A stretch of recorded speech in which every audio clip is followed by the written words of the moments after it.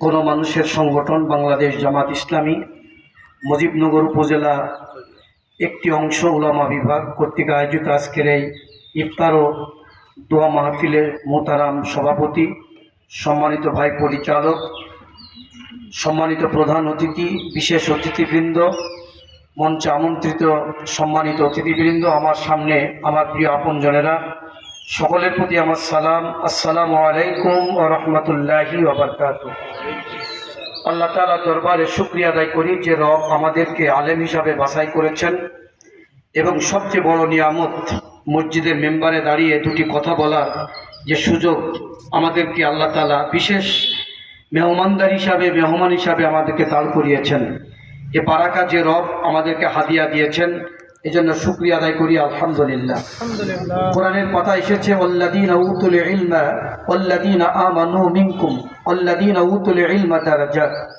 তোমাদের ভিতরে যারা ঈমানদার, ঈমান এনেছো, যাদেরকে আমি কিতাব প্রদান করেছি, আর কিতাব দিয়ে তাদের মর্যাদাকে আমি আল্লাহ বৃদ্ধি করে দিয়েছি। তাহলে আমরা মর্যাদার আসন পেয়েছি বিনা আবেদন ছাড়াই। অসংখ্য মানুষের মাঝ থেকে আমাদেরকে রব নায়েবে রসুল হিসাবে নির্বাচিত করেছেন। এই জন্য আমরা কোনো জায়গায় ভোটাভুটি করিনি, ইলেকশনও দাঁড়াইনি। গ্রামের বিভিন্ন মহল্লা, বিভিন্ন মানুষের মাঝ থেকে আমাদের কল্পগুলাকে ইমানিয়াতের পথে রাহবার হিসাবে যে মৌলা বাছাই করেছেন, এটি আমাদের জন্য বিশাল নিয়ামত। এই নিয়ামত পেয়ে কিন্তু আজকে আমরা এই নিয়ামতের কদর নিজেরা না করার কারণেই আজকে আমরা যে জায়গায় অবস্থান করছি সেই জায়গাটা আজকে জাহিলাত দখল করে ফেলেছে। এই জন্য ইসলামের পরিভাষা এসেছে, একটি মহল্লায়, একটা গ্রামে, একটা নগরে যদি একজন আলেম থাকে, সেটা পূর্ণিমার চাঁদের ন্যায়, সে জায়গায় অন্ধকার থাকার কথা না। এই জন্য পৃথিবীর মঞ্চে যখনই অন্ধকার নেমে এসেছে, তখনই আল্লাহ তাআলা আলোকবর্তিকা হিসাবে মা আমেনার কোলে প্রিয় নবীটিকে পাঠিয়ে ইকরা বিসমি রব্বিকাল্লাযী খলাক দিয়ে নবুয়তের সূচনা দিয়ে মানব ধরায় প্রেরণ করে আলো জ্বালিয়ে গোটা পৃথিবী থেকে অন্ধকারকে তাড়িয়ে একটি সোনার সমাজ কায়েম করেছিলেন। আজকে সেই নবী রাসূল আসবেন না, কিন্তু আমরা যারা আলেম, আমরা যদি সেই নায়েবে রসুলের দায়িত্ব নিয়ে আমাদের নিজ নিজ এলাকায় মসজিদের মেম্বারে দাঁড়িয়ে কুরআনুল কারীমের 114টি সূরার ভিতরে 580টি অধ্যায় আছে, 580টি অধ্যায়কে যদি আমরা চ্যাপ্টার হিসাবে গবেষণা করে যদি আমরা পাঠ করে ঈমান, তাওহীদ, রিসালাত, আখিরাত, রাজনীতি, পররাষ্ট্রনীতি, সমাজনীতি, অর্থনীতি, যত রকমের সমস্যার সমাধান কোরআনের পাতায় দেওয়া আছে, এগুলো যদি আমরা চ্যাপ্টার হিসাবে, আর্টিকেল হিসাবে প্রত্যেক সপ্তাহে একটা দিন আমরা যদি বেছে নিয়ে খুতবা আকারে মানব দুয়ারে, মানব কানে তুলে ধরতে পারি, আমার বিশ্বাস মানসিক তাদের চিন্তার পরিবর্তন ঘটবে। আর যদি মুচ্ছলিদের মানসিক চিন্তার পরিবর্তন ঘটে আমার বক্তৃতার মাধ্যমে, তাহলে তার কর্মের পরিবর্তন ঘটবে। আর কর্মের যখন পরিবর্তন ঘটবে, তখন সমাজের পরিবর্তন ঘটবে। সমাজে যখন পরিবর্তন ঘটবে, তখন সুস্থ সমাজ বিনির্মাণে মানুষগুলো এগিয়ে আসবে। এই দায়িত্ব কিন্তু আমাদেরকে নিতে হবে।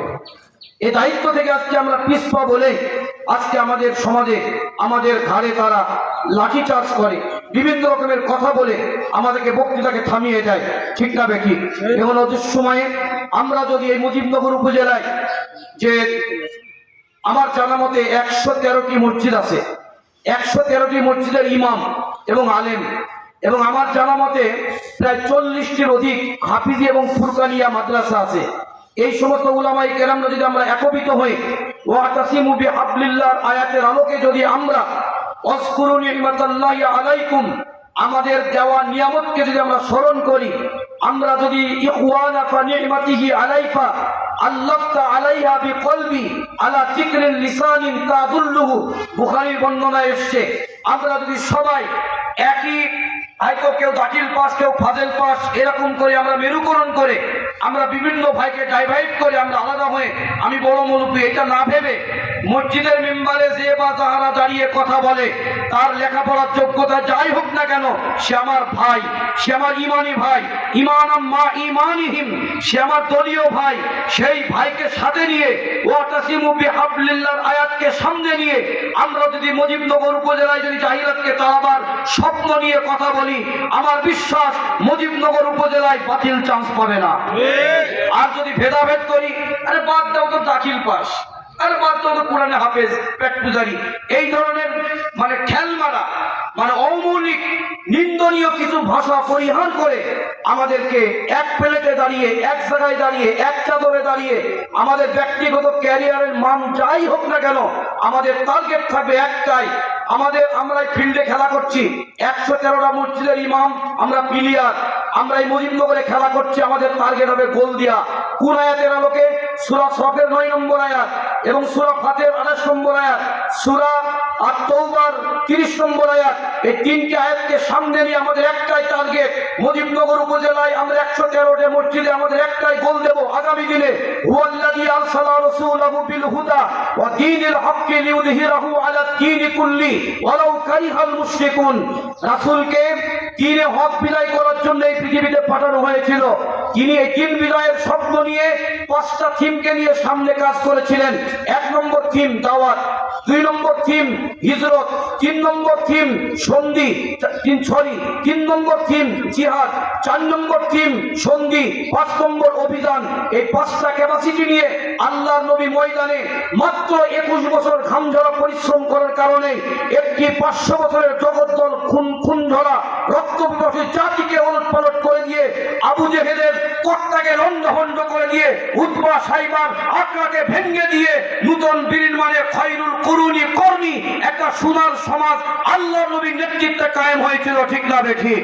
এই জন্য আমরা আগামী দিনে আমরা যদি মুজিবনগর উলামায়ে কেরামরা আমরা যদি সূরা ইব্রাহিম, সূরা আম্বিয়া 73 নম্বর আয়াতকে সামনে রেখে যদি এই কাজটা করতে পারি, ওয়াজআলনাহুম আইম্মাতা ইয়াহদুনা বিআমরিনা, আমরা যারা পৃথিবীতে আমির হয়েছি, আমির মানে যারা নির্দেশ দেয়, কিন্তু আমরা ইমামের বহু বছর আইম্মা, আমরা যারা ইমাম নেতা, কিন্তু আজকে আমরা নেতার নেতৃত্ব দিতে পারিনি, আমরা অন্যের অধীনে চাকরি করে বলে নেতৃত্ব দিতে পারিনি। এই জন্য আমরা যখনই মসজিদে দাঁড়াবো তখন আমাকে ভেবে নিতে হবে আমি এই মহল্লার নেতা, আমি কোরআন থেকে কথা বলছি। যত বাহাদুর থাকুক না কেন, আমি স্পষ্ট ভাষায় আল্লাহর কথাগুলো মানুষের কানে তুলে ধরছি। এই দায়িত্ব নিয়ে যদি আমি আমার ইমামের জায়গায় দাঁড়াই, দেখবেন কারো বাবারও ক্ষমতা হবে না সাহস করে আঙুল তুলে কথা বলা। ঠিক না বেঠি? আর আপনি যদি কোনো নেতার কাছে, কোনো অন্ধকার মানুষের কাছে যদি পরামর্শ করতে যান, তাহলে দেখবেন সে দুর্বল ভেবে আপনাকে বিভিন্ন পরামর্শ দেবে। এই জন্য আমরা যখন ইমামের দায়িত্ব পালন করব, সেখানে আমার টার্গেট থাকবে 3টা। 1 নম্বর, আমি নায়েবে রাসূল। 2 নম্বর, নায়েবে রাসূল। নায়েবে রাসূলের কাজটা কি? নায়েবে রাসূলের কাজ হলো রাসূল যে কাজ যেভাবে যে আঙ্গিকে করেছেন সেই কাজ সেইভাবে করাটাই যে নায়েবে রাসূলের কাজ। রাসূল যে কাজ যেভাবে করেছেন ওই কাজ ওইভাবে যদি আমার না হয়ে আমি যদি তসবির মধ্যে ইসলামকে ঢুকাতে চাই, খানকার মধ্যে ইসলামকে ঢুকাতে চাই, মিলাদের মধ্যে ইসলামকে ঢুকাতে চাই, দাড়ি টুপির মধ্যে ইসলামকে ঢুকাতে চাই, তাহলে 180 মাইল বেগে বাতিলরা চালিয়ে সমাজকে দখল করে নিয়ে আমাদেরকে ফুটবলের মধ্যে লাথি মারতে থাকবে। ঠিক না বেঠিক? এই জন্য আমাদেরকে আগামী দিনে ইমাম হিসাবে এ ভূমিকা পালন করতে হবে। আমার ইমামতি থাক আর নাই থাক, আমার ইমানিয়াতকে বাঁচাবার জন্য বেলালির ভূমিকা পালন করে যদি, আমির হামজার মতো ভূমিকা পালন করে যদি এই পৃথিবীতে আমি মেম্বারে দাঁড়িয়ে কথা বলি, আমার কথায় ইনশাল্লাহ যদি শানিত হয়, একটা মানুষের যদি পরিবর্তন হয় এবং তার দ্বারা যদি আরেকটা মানুষ পরিবর্তন হয়, তার দ্বারা আরেকটা মানুষ পরিবর্তন হয়, এইভাবেই কিন্তু এই সমাজে বিপ্লব সৃষ্টি হবে। এই জন্য আসলে আর কথা বাড়াতে চাচ্ছি না। আমাদের প্রিয় রাহাবার চলে এসেছেন, তাদের মুখ থেকে আমরা কথা শুনবো। তাহলে আগামী দিনে আমরা সূরা আম্বিয়া 73 নম্বর আয়াতের আলোকে আমরা নেতা, আমরা আল্লাহর আদেশ আমরা যতটুকু পেয়েছি জেনেছি এইটুকু গোপন না রেখে আমরা আমাদের দায়িত্ব পালন করব। কুরআনুল কারীমের পাতায় আমাদের বিরুদ্ধে 22টা আয়াত আল্লাহ নাযিল করেছেন। 22টা আয়াত এবং 21 জায়গায় আল্লাহ তাআলা বলেছেন এলেম যারা গোপন করে তাদের পরিণতি এটা কি। আল্লাহ তাআলা এক জায়গায় আলেমদেরকে জালেম বলেছেন, সূরা বাকারা 140 নম্বর আয়াত। আল্লাহ তাআলা এক জায়গায় আলেমদের প্রতি লানত করবেন, সাধারণ মানুষ তাদের প্রতি লানত করবেন, এটা সূরা আল বাকারা 159 নম্বর আয়াতে বলা আছে। সে আলেম কোরআনকে গোপন করে অল্প পয়সায় বিক্রি করে ইমামতি পদ মর্যাদা টিকিয়ে রাখার জন্য চেষ্টা করে, তাদের দিকে কিয়ামতের দিন আল্লাহ তাকাবেও না।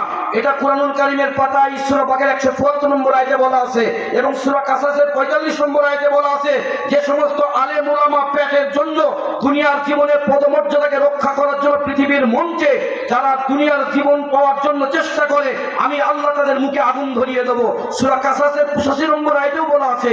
এইভাবে আমার কাছে একটা বই আছে, এলেম গোপন করলে আলেমদের কি পরিণতি হবে, এই বইটা আপনারা আলেম হিসাবে সংগ্রহ করবেন এবং পড়বেন, তাহলে আপনাদের বিবেক জাগ্রত হবে। আল্লাহ আমাদের সকলকে যতটুকু এলেম দিয়েছেন, এলেমটুকু অনুযায়ী আমরা আগামী দিনে আমরা দিন বিজয়ের পথে সূরা সফের 9 নম্বর আয়াতের আলোকে ময়দানে আমরা নির্ভীকতার সাথে কাজ করব, এই কথা রেখেই আপনাদের মূল্যবান সময়টুকুন আজকের এই প্রোগ্রামে দেওয়ার কারণেই আপনাদের সকলকে শুকরান জানিয়ে আমি আমার কথা শেষ করছি। ওয়া মা তৌফিক ইল্লা বিল্লাহ। আসসালামু আলাইকুম ওয়া রাহমাতুল্লাহি ওয়া বারাকাতুহু। আলহামদুলিল্লাহ, সম্মানিত উপস্থিতি।